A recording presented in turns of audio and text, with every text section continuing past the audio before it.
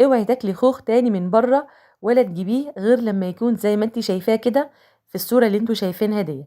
انا شيمو ودي قناتي، ويا ريت تدعموا الفيديو بتاعي بلايك وشير، وطبعا ما تنسوش تشتركوا في القناة علشان تتفرجوا على كل جديد. وطبعا تعالوا بقى نتكلم على موضوع الفيديو بتاعنا النهارده عن الخوخ. طبعا كل الناس بتحب الخوخ بانواعه، كان سكري او بلدي يا جماعة، وبنجيبه في الصيف. لو انت ما جبتوش بالشكل ده يا ريت ما تجيبوش احسن.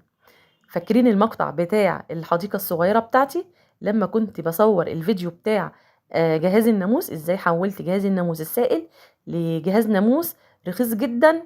مش موضوعنا، لكن هحط لكم الموضوع بتاع الفيديو دوت في صندوق الوصف لو حابين يعني تستفادوا منه. جميل. كنت وريتكم ان الحديقة بتاعتي فيها زي ما انتم شايفين كده شجرة فلفل صغننة اهي طرحة، والنعناع والزهور ده كده ورد جوري. انا برضو زرعه ورد بلدي لكن كنت لما الورد منه، شايفين؟ ودي كده شجرة الطماطم برضو مزهرة، بصوا طماطم صغيرة اهي.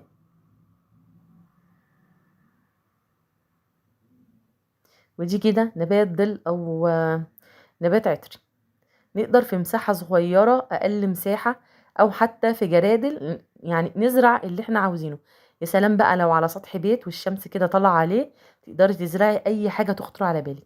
بصوا بقى شجرة الخوخ، هي مش يعني مش كبيرة، لكن بسم الله ما شاء الله بصوا بتطرح. انا كنت جبتها السنة اللي فاتت، والسنة دي الحمد لله ظهرت زي ما انتم شايفين. الفيديو ده كان في يعتبر في اول الصيف، في بداية الصيف، يعني حوالي في شهر مثلا اخر 4 او اول 5. بصوا بقى لما الجو حرر، بصوا بقى الخوخ بقى شكله عامل ازاي. حبيت اوريه لكم. عايزه اقول لكم يا جماعه تعالوا بس نغسله كده مع بعض. عايزه اقول لكم طعمه وريحته غير الخوخ اللي بنجيبه من بره نهائي. حتى الخوخيه اللي هتلاقي لونها مخضر برضو كانت مسكره. ده كده خوخ بلدي مش سكري، بس كان مسكر بطريقه مش طبيعيه.